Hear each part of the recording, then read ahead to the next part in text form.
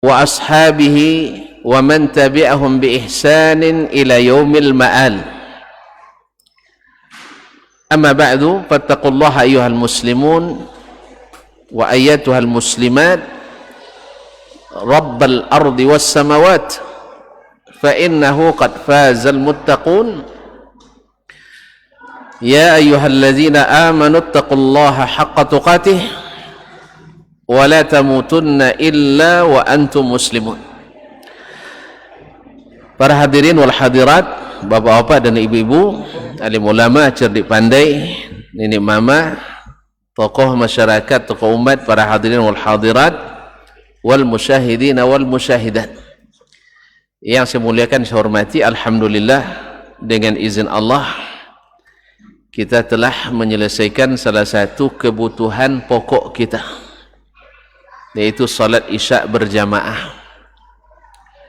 Mudah-mudahan Allah berkenan menerima, mengabulkan doa, harapan dan permintaan kita. Amin. Ma'asyiral kiram, selawat dan salam kepada baginda Rasulullah sallallahu alaihi wasallam, Sayyidul Anam, pada para keluarganya, anak istri dan keturunannya, para sahabat yang setia mendampingi dakwah dan risalahnya, sama-sama berjihad di jalannya, para tabi'in yang setia, dan kaum muslimin dan muslimat sampai hari kiamat. Kita lanjutkan. Aku ingin seperti mereka. Telah kita sebutkan bahwa para sahabat Nabi SAW adalah generasi terbaik, sehingga patut dan pantas bila diberikan predikat masa emas Islam. Masa emas Islam adalah di masa Rasulullah sallallahu alaihi wasallam, para sahabatnya. Sebab segala visi dan misi kehidupan itu, visi dan misi risalah dan dakwah Islam itu sempurnanya sampai ke puncaknya di zaman Nabi SAW, bukan di abad ketiga Hijriyah. Sebab kalau ukurannya banyak tulisan yang lahir, banyak jurnal dan artikel yang terbit, banyak telekomunikasi yang ditemukan, maka zaman kita lebih patut disebut dengan zaman keemasan. Tapi percaya tidak kita bahawa hari ini masa keemasan Islam? Yakin? Ya, yang menggeleng pasti, yang tak menggeleng ragu. Ragu sama aja. Ya, kalau ragu tak jadi.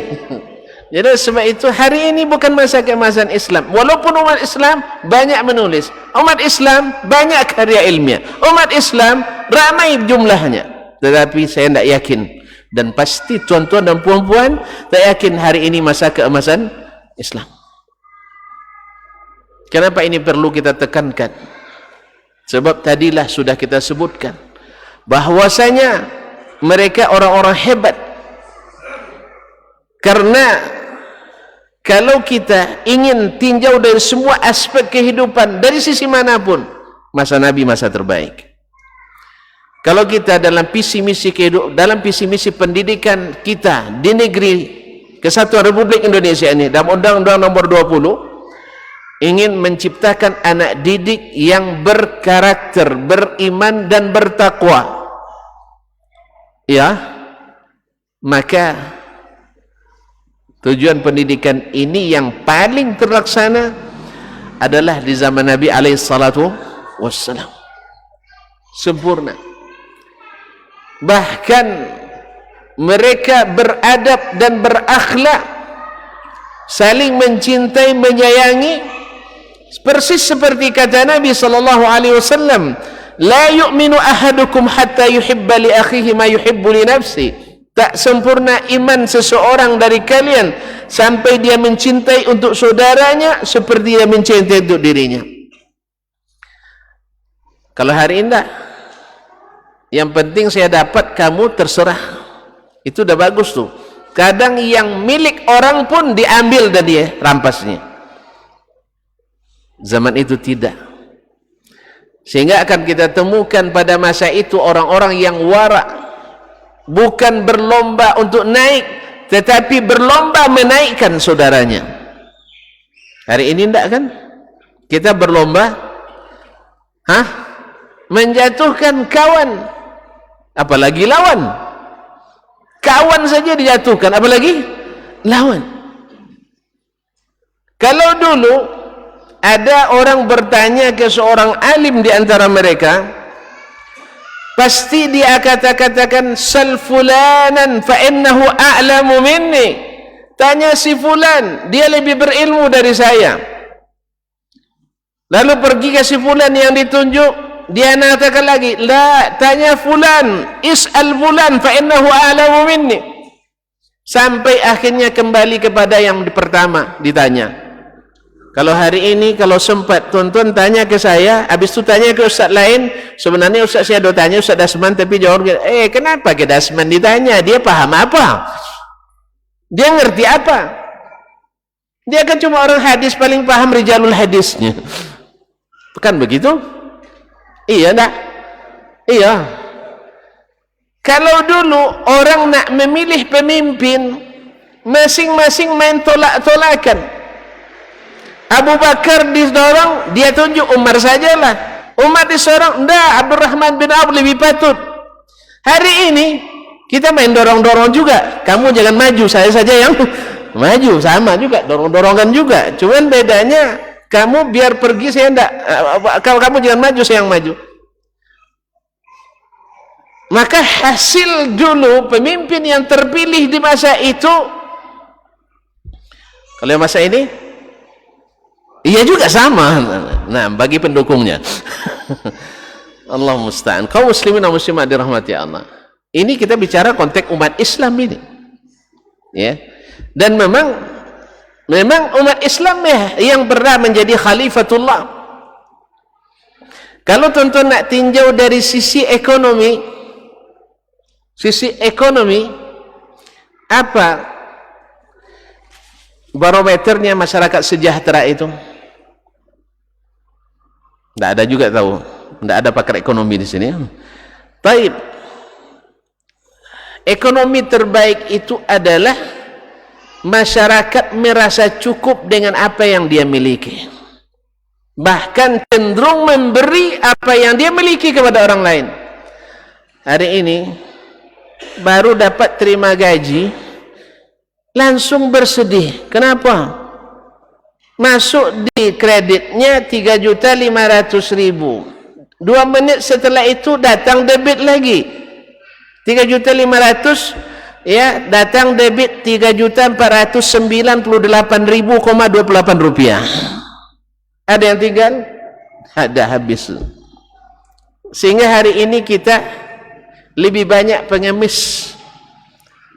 Kalau mereka tidak cukup dengan apa yang diberi. Bahkan di zaman keemasan itu, orang bukan ngantri terima zakat, tetapi orang ngantri bayar zakat.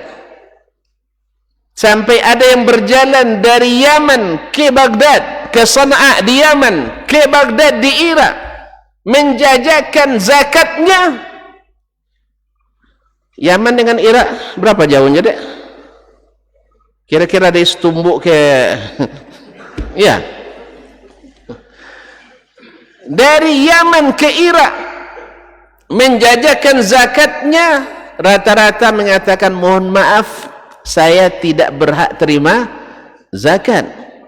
Kalau kita masih 3 bulan lagi nak jatuh tempo zakat, dah masukkan proposal, Pak, jangan lupa saya nak. Jangan lupa saya. Sampai kadang-kadang antrian untuk dapat 25.000 nyawa melayang gara-gara itu. Jelas deh? Ini di sisi ekonomi. Sisi apa lagi? Politik, hukum, keamanan. Di masa itu masa keemasan. Sekarang orang bersalah lari dan susah dicari. Hari itu orang bila berdosa datang mengakui. Seorang sahabat tanpa sengaja terlihat seorang wanita Ansar sedang mandi. Terlihat oleh dia, astagfirullah, tersentuh hidungnya ke dinding, berdarah. Dia belum tenang sampai mengadu ke Rasulullah sallallahu alaihi wasallam. Terlihat kalau kita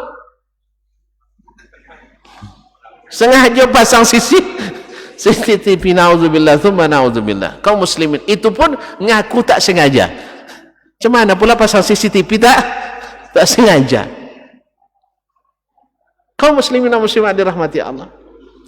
Mereka yang ketika dilihat oleh Nabi SAW sedang memakai cincin emas di tangannya, pura laki-laki bukan perempuan, Nabi SAW ambil cincinnya dan dibuang. Kalau sempat ustaz ambil cincin emas di tangan tuan-tuan sekarang, ditumbuk ustaz tu. Ustaz tak tahu ni si tumbuk ni ustaz. Dia nak tumbuk ustaznya. Bukankah sebelum ini kita mendengar ketua MUI di mana saya tak tahu dibaca oleh orang yang juga pekerjanya gara-gara dinasihati. Hari itu tidak. Diambil oleh Nabi dari tangannya emas, karena siapa yang pakai emas laki-laki di dunia takkan pakai emas di akhirat. Tapi perempuan alhamdulillah aman. Ya, perempuan aman. Makanya kalau bapak punya emas nanti hadiahkan ke istri tersayang. InsyaAllah dapat bidadari yang paling penyayang.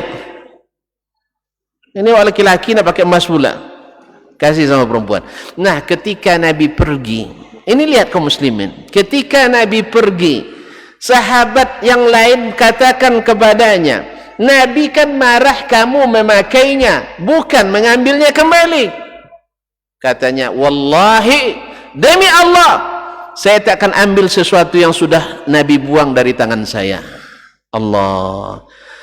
Kalau kita kan tak, dah jelas-jelas dilarang oleh Allah dan Rasul, nak cuba-cuba juga, tanya ke ustaz, mudah-mudahan hukumnya tidak haram. Mudah-mudahan hukumnya tidak haram. Dilarang oleh Allah dan Rasul, tanya ke Ustaz Dasman, gimana hukumnya Ustaz? Haram. Ini kaji mana pula ini keras kajinya. Lalu tanya ke Ustaz yang lain, Ustaz bisa enggak?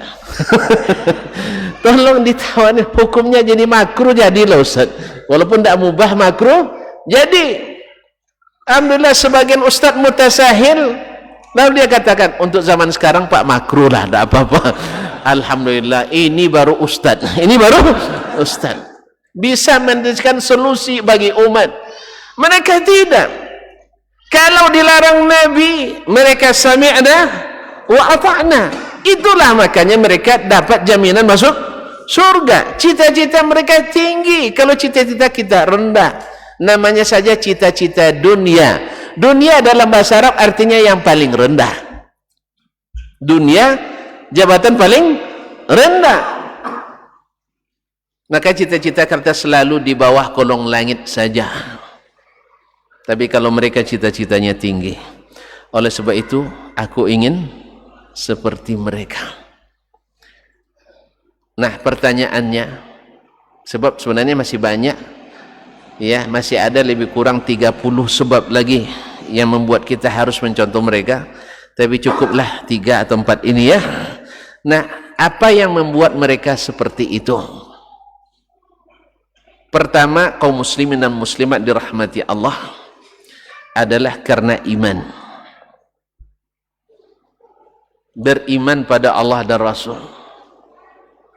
Karena ini pokoknya. Orang kalau bisa hafiz Quran, tak beriman pada Quran, dia tak dapat hidayah dari Al-Quran ini. Maka Nabi katakan, wal Qur'anu hujjatun laka aw alaik. Al-Quran itu menjadi hujjah yang meringankanmu di pengadilan Allah, atau menjadi hujjah yang memberatkanmu. Maka Allah tegaskan, dzalikal kitabu la raiba fi. Al-Quran itu kitab yang tidak ada keraguan padanya, hudan lil muttaqin, jadi hidayah bagi orang bertakwa. Siapa yang bertakwa itu? Alladzina yu'minuna bil ghaib, orang yang beriman pada yang gaib. Maka berita yang datang dalam Al-Quran atau dalam sunnah Nabi, mereka langsung benarkan. Ini iman. Dan bila perintah, mereka langsung kerjakan, karena ini iman. Dan karena mereka beriman, larangan langsung ditinggalkan. Makanya hampir-hampir tidak ada pertanyaan sahabat ke Nabi SAW. Saya katakan hampir-hampir tidak ada pertanyaan sahabat ke Nabi SAW, ya Rasulullah, masalah ini hukumnya wajib, sunat, mubah, makruh atau gimana? Tapi pertanyaan mereka selalu, apa hidayah Nabi dalam masalah ini? Bagaimana yang diperintahkan Nabi dalam masalah ini? Bagaimana yang diamalkan Nabi dalam masalah ini? Ini yang mereka tanyakan. Sebab apa? Sebab mereka paham jalan menuju surga itu ada pada petunjuk Nabi SAW. Iman. Yang kedua, setelah mereka beriman pada Allah dan Rasul, Allah turunkan Al-Quran sebagai tali yang dijulurkannya ke kita supaya kita bisa naik ke atas kembali. Faman tabi'a hudaya fala khaufun 'alaihim wa lahum yahzanun. Siapa yang ikut petunjukku tidak boleh khawatir dan takut, akan selamat balik. Maka mereka mencari ilmu, pertama yang mereka cari adalah Al-Quranul Karim. Oleh sebab itu anak-anak mereka ditalqinkan untuk baca Quranul Karim. Ilmu yang pertama masuk ke dalam pikirannya adalah Al-Quranul Karim, bukan teori-teori barat, timur, utara, selatan, tetapi adalah Al-Quranul Karim. Dan ingat, ketika mereka belajar Al-Quran, seperti dalam hadis lewat Imam Muslim dari Samurah bin Jundub radhiyallahu ta'ala anhu, mereka sebelum belajar Al-Quran beriman dulu pada Al-Quranul Karim. Kunna nata'allamul iman qabla an nata'allamal Quran. Kami belajar dulu beriman sebelum belajar pada Al-Quran. Kita tidak, Masya Allah, dah baca Al-Quran tapi tidak beriman pada Al-Quranul Karim. Lebih percaya dengan teori-teori pikiran, lebih percaya dengan logika-logika dan retorika, sehingga meninggalkan Al-Quranul Karim. Demikian juga mereka tahu bahawa Rasulullah SAW tak berbicara berdasarkan hawa, tetapi yang dia katakan adalah wahyu yang diwahyukan. Wa ma yantiqu anil hawa in huwa illa wahyun yuha. Nabi tak berucap, Nabi tak bertutur karena hawa dan keinginannya semata, tapi beliau berkata dengan wahyu yang diwahyukan. Kalau sudah wahyu berbicara, pasti benar. Maka mereka mencari ilmu dari Al-Quranul Karim. Selepas itu dari hadis-hadis Nabi SAW, akhirnya mereka mendapatkan ilmu tersebut. Yang ketiga, mereka dididik oleh Nabi, orang-orang yang berilmu tidak sekedar teoritis, bukan ilmu untuk supaya mengenyangkan intelektualitas pikiran, tidak, bukan hanya sekedar untuk mendapatkan jabatan seorang alim, seorang ulama, tidak, atau seorang pakar juga tidak. Tetapi Nabi SAW mengajarkan mereka untuk mengamalkan.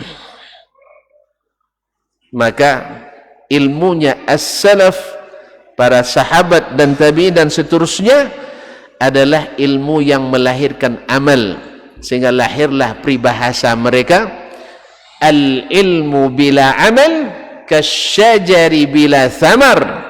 Ilmu tanpa amal seperti pohon tak berbuah. Ini di sini ini pohon apa yang paling yang paling banyak ditanam orang? Kalau di Riau ada pohon sawit. Saya mengilustrasikannya, sebatang sawit tapi buahnya sekali panen 200 kilo. dibanding dengan sawit misalnya 1 hektar panennya juga 200 kilo. Pilih yang mana? Yang sebatang atau yang sehektar? Hah? Sebatang. Ini rugi kasih pupuknya, hasilnya hanya 200. Ini pupuk sebatang, hasilnya 200. Nah, pilih yang mana? Yang sebatang atau yang sehektar? Sebatang. Kalau di sini apa yang ditanam orang, Pak? Banyak. Yang ditanam ikan. Ikan bukan tanam, Pak. Nah, jadi kaum muslimin dan muslimat dirahmati Allah, yang berbuah lebat lebih diharap daripada yang berbatang banyak. Jadi Nabi tidak menciptakan para alim yang tanpa amal.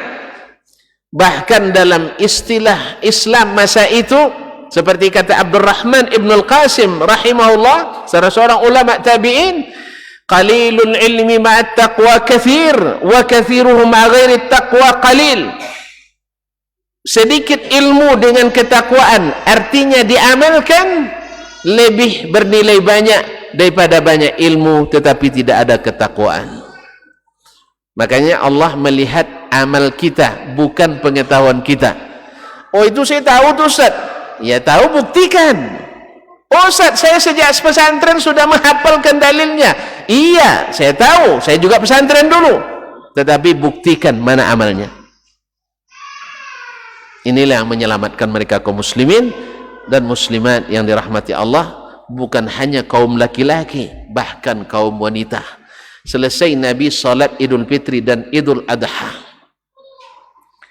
selesai khutbah, Nabi pergi ke tempat kaum wanita, mengatakan, ya ma'syaran nisa, inni arakunna akthara ahlin nar. Saya melihat kaum wanita itu yang paling banyak masuk neraka. Kalau sempat Ustaz bilang sekarang, besok jangan diundang lagi Ustaz, kan dipaksanya bapak ni, besok jangan diundang Ustaz tu lagi katanya, diboikot, pasalnya awak masuk neraka katanya. Nabi bilang, saya melihat kaum wanita paling banyak masuk surga.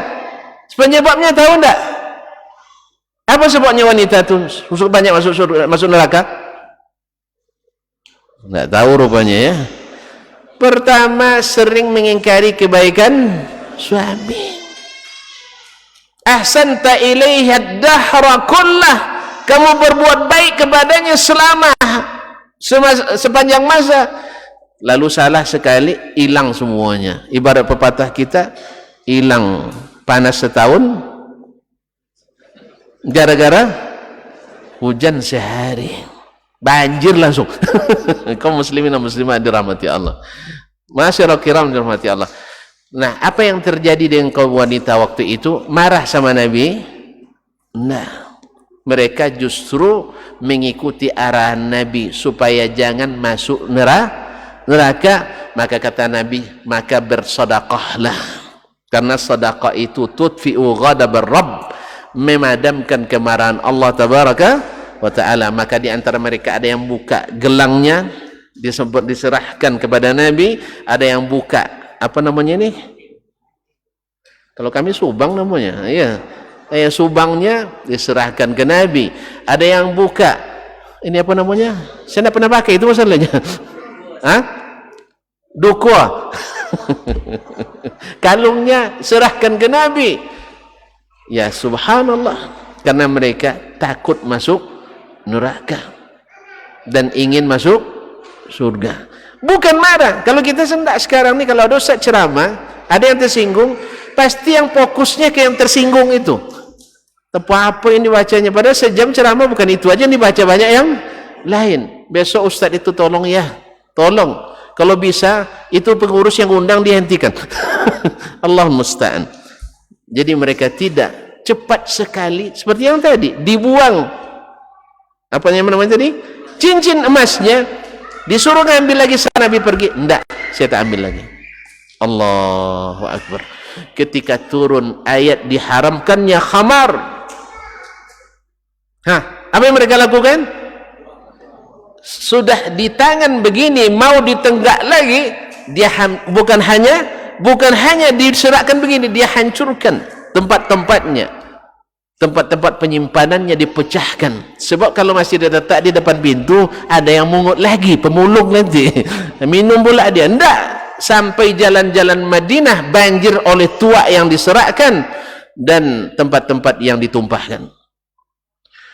Kalau kita kan tak sayang nih, ini botolnya bagus, ini untuk dikoleksi. Akhirnya disimpan botolnya, baca lagi, ingat lagi, baca lagi, ingat lagi. Sekali-sekali kan Allah kan Maha Pengampun, Maha Penyayang. Ya, minum sekali, akhirnya kembali lagi. Tapi mereka tidak. Ketika datang haramnya riba, karena beriman, mereka tinggalkan serta-merta. Wa dharu ma baqiya minar riba. Nah sekarang kita tidak. Macam tadilah, katanya riba itu haram ya Ustaz. Iya, kenapa? Tidak ada solusi Ustaz untuk bikin halal Ustaz. Untuk bikin halal. La ilaha illallah Muhammadur Rasulullah. Halal haram itu bukan otoritas ulama. Otoritas ulama hanya sebatas menyampaikan pesan Allah dan Rasul. Sebagian kan mengatakan, menghalalkan haram otoritas ulama, keliru. Bahkan Nabi SAW, kalau bukan Allah yang berikan kuasa itu, dia tidak berhak menghalalkan, mengharamkan. Nabi kalau bukan karena Allah yang berikan hak menghalang haramkan, dia tidak berhak.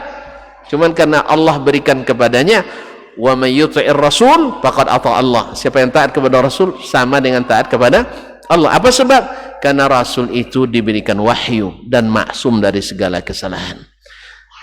Cukup sekianlah dulu ya. Cukuplah saya. Mau nambah lagi? Masih banyak. Ada 30 lagi. Siap? Antum siap, yang lain tak? Nanti kalau dibuat angket pasti bilang, janganlah Ustaz, nanti aja lah. Nanti. Tapi yang mudah-mudahan yang saya sebutkan itu sudah mewakili, dan mudah-mudahan kita berminat untuk seperti mereka.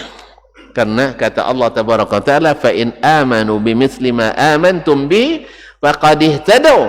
Andainya mereka beriman seperti kalian para sahabat beriman, merekalah sebenarnya yang mendapatkan hidayah.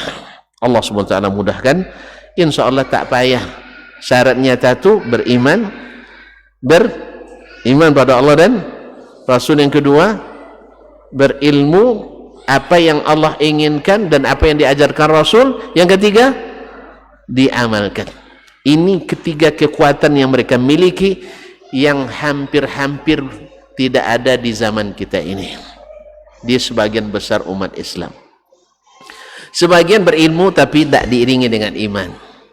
Sebagian berilmu dan diamalkan tapi tak ada iman di dalamnya. Sebagian beriman, percaya tapi tak ada ilmu pula, sehingga beramal menurut selera. Dan ada yang beriman, beramal tapi ilmu tak ada, semacam tadi juga. Yakin luar biasa, bahkan tak boleh bergeser sedikit pun keyakinan itu. Cuma dasarnya rapuh tanpa ilmu. Tapi berapa banyak pula yang Masya Allah menyandang gelar-gelar bergengsi dalam ilmu, tetapi tidak mengamalkan. Yakin, cuman mohon maaf, belum bisa ngamalkan Ustaz. Belum bisa ngamalkan. Loh, antum sudah yakin ini beruntung? Sudah. Modal sudah ada? Sudah. Pasti beruntung? Pasti. Loh, kenapa tidak mau? Antum jadi orang rugi. Ibarat pedagang, modal sudah ada dan pasti beruntung. Misalnya kalau jualan menggalih di Ziko, untung sebulan minimal 20 juta. Kalau menggalih tempat lain, untung maksimal 2 juta. Pindah ke mana?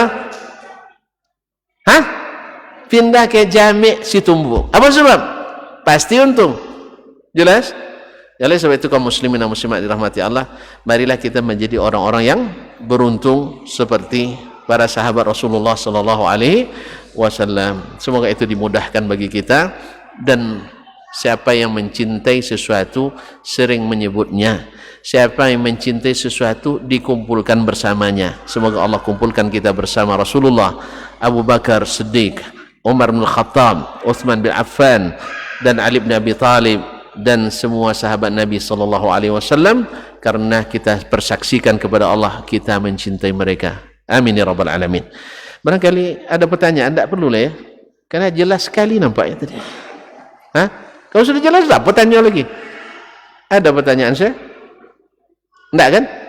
Alhamdulillah. Memang saya pandai menjelaskan. Sehingga tidak ada pertanyaan lagi. Terima kasih dan mohon maaf. Ada? Nah, memang sudah terjawab semua Ustaz katanya. Atau jangan-jangan kalau dijawab lagi nanti lama nih menahan lapar nih. Baiklah, kita cukupkan sampai di sini. Mudah-mudahan Allah walaupun tidak mempertemukan kita lagi di sini, semoga di sana kita saling bertemu dan mudah-mudahan reuni kita di sana. Kita pernah bertemu di Masjid Jami' Situmbuk, Kabupaten Tanah Datar. Mau kan? Mau? Ya, kalau siapa yang duluan nanti cari yang terlambat ya.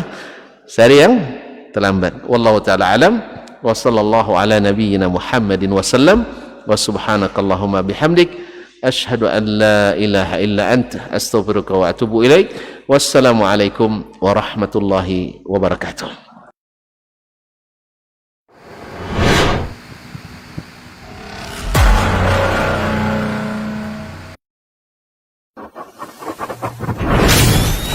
Robbani, merajut ilmu dan peradaban.